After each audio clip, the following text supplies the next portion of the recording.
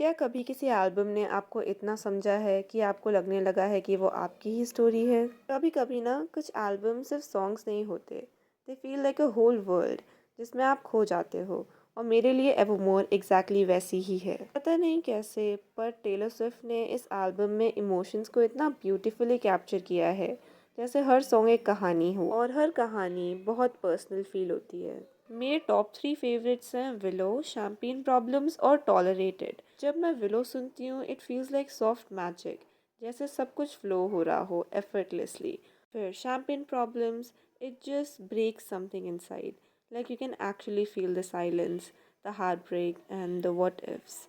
और tolerated, that one that one hurts in a different way. It makes you feel what it's like to give everything और फिर भी enough ना होना।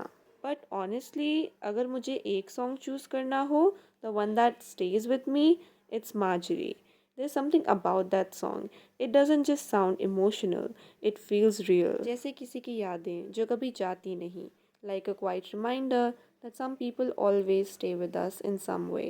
And the fact that it's the last song, it just feels like a perfect goodbye.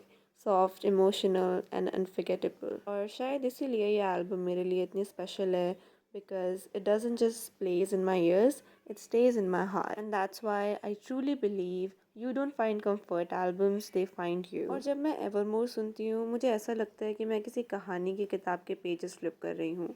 Her track एक अलग story बताता है and एवरमोर the title track, ये शायद सबसे इमोशनल है। जब ऐसा लगता है कि दर्द फॉरएवर चलेगा, but then you realize it won't. Taylor Swift ने इस एल्बम में सिर्फ गाने नहीं लिखे हैं, उसने इमोशंस अचीव किए हैं। और शायद इसीलिए जब भी मैं जर्नलिंग करती हूँ और इन ट्रैक्स के बारे में लिखती हूँ, मुझे लगता है कि मैं अपनी स्टोरी प्रिजर्व कर रही हूँ। और ये था part 1 of me journaling one of my comforts album एवरमोर।